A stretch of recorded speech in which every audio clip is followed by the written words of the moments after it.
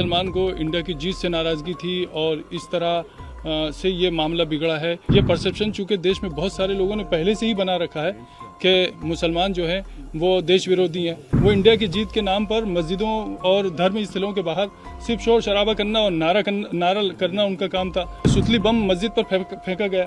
अब इसका इंडिया की जीत से क्या लेना देना था? हमारी मस्जिद न पाकिस्तान में है न हमारे महल्ले बांग्लादेश में।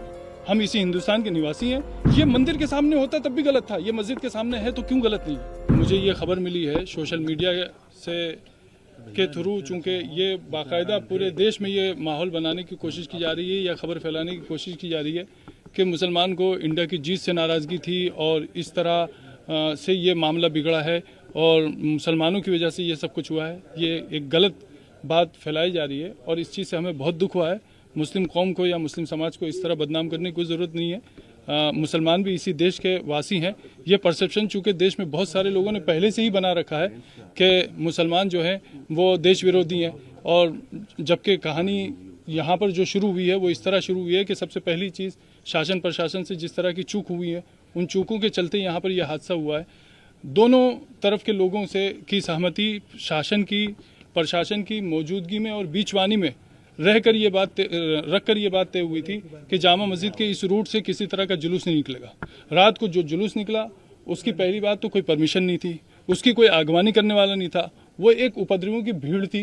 वो इंडिया की जीत के नाम पर मस्जिदों और धर्म स्थलों के बाहर सिर्फ शोर शराबा करना और नारा करना उनका काम था। लोग नमाज से जब निकले हैं तो उस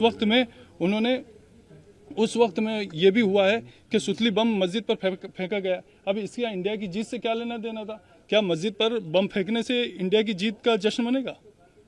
ये बहुत बुरी बात हुई है और इस चीज़ का हमें बहुत दुख है कि एक तरफ गलती करने वाले गलती कर रहे हैं, दूसरी तरफ कुछ लोग ऐसे हैं जिनके हाथ में किसी भी तरह का सोशल मीडिया का कोई सा भी प्लेटफॉर्म या आईडी है तो वो उसके थ्रू ये फैलाने की कोशिश कर रहे हैं कि मुसलमान जो है वो देश का विरोधी है और इंडिया की जीत से उसको तकलीफ है वगैरह वगैरह वगैरह। हम इस चीज़ से बहुत दुखी हैं और बहुत साफ साफ कहना चाहते हैं कि हमारी मस्जिद न पाकिस्तान में है न हमारे महल्ले बांग्लादेश में है।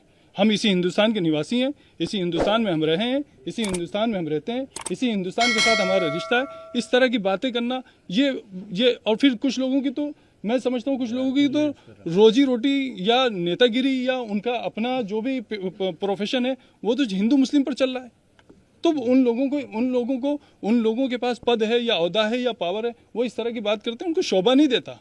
मतलब ठीक है, आप किसी की चापलूसी कर सकते हैं लेकिन आप किसी की बात से उस वक्त तक सहमत नहीं हो सकते जब तक उसमें सच्चाई ना हो। लेकिन जो आरोप लगाए जा रहे हैं दूसरी तरफ से भी, मैं उसी आरोप तरफ से लगाए जा रहे हैं।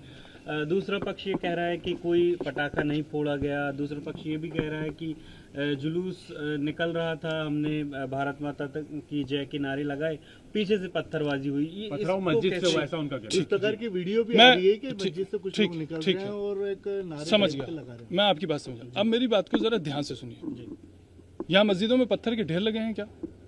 मैं मीडिया पर्सन से बहुत खुल के बात कहता हूँ, आप पूरी मस्जिद और इसके आसपास के सारे एरिया को छान मारिए, क्या यहाँ पर पत्थर जमा किए हुए थे? एक बात। दूसरी बात, मेरा बुनियादी सवाल यह है कि जिस एरिया से जुलूस नहीं निकलना प्रशासन की मौजूदगी में बीचवानी में रहकर दोनों पक्षों के बीच तय हो चुका था, उस वक्त में जुलूस का उसी रूट से निकलना, बगैर आगवानी करने वालों और उसके संयोजकों के बगैर निकलना, नारों के साथ निकलना, नमाज के वक्त में निकलना, क्या ये सब इस देश में मतलब पनपने की बातें हैं या महू में इस तरह सद्भावना पैदा होगी? क्या ये चीज़ ठीक हुई? मेरा सवाल इंसानियत के नाते, मैं एक मुस्लिम पक्ष का पक्षकार होने के नाते बात नहीं कर रहा हूँ। मेरा कहना यह है कि क्या ये मंदिर के सामने होता तब भी गलत था, ये मस्जिद के सामने है तो क्यों गलत नहीं है? अगर ये मंदिर के सामने होता तो गलत था, तो ये मस्जिद के सामने है तो क्यों गलत नहीं है? तो ऐसी जो बातें आ रही हैं कि जुलूस तो निकाल सकते हैं, जैसा कि आपने कहा कि क्या बिना परमिशन के जुलूस निकलेंगे?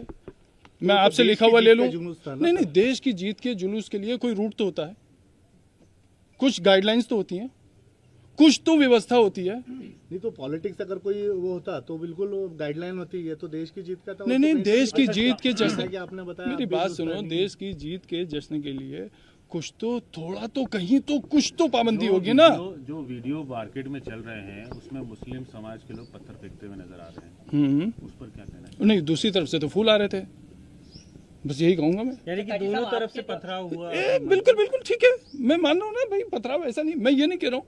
अब रात को मुझे किसी मीडिया पर्सन ने पूछा कि साहब जिन लोगों ने किया है वो उपद्रवी थे, मुसलमान में जिनके रिकॉर्ड खराब है उन्होंने किया, तो मैंने कहा हाँ, उधर से तो दूध के दूल्हे फेंक रहे थे। ये तो कोई बात नहीं हुई ना, मतलब अच्छा नहीं लगता। कोई एफआईआर वगैरह की गई है? नहीं, मैंने पर्सनल अभी कोई एफआईआर नहीं की है, लेकिन मेरा लोगों से, सभी तरफ के लोगों से मेरा यह आह्वान है कि अगर किसी का वाकई कोई नुकसान हुआ है तो उस नुकसान के लिए वो पुलिस को आगाह करें और अपनी नुकसानी की रिपोर्ट वाकई सच्चाई के साथ जो बात है वो प्रशासन के सामने रखें, ताकि उसके दिल में ये नहीं रहे कि भाई प्रशासन में किसी तरह की जो है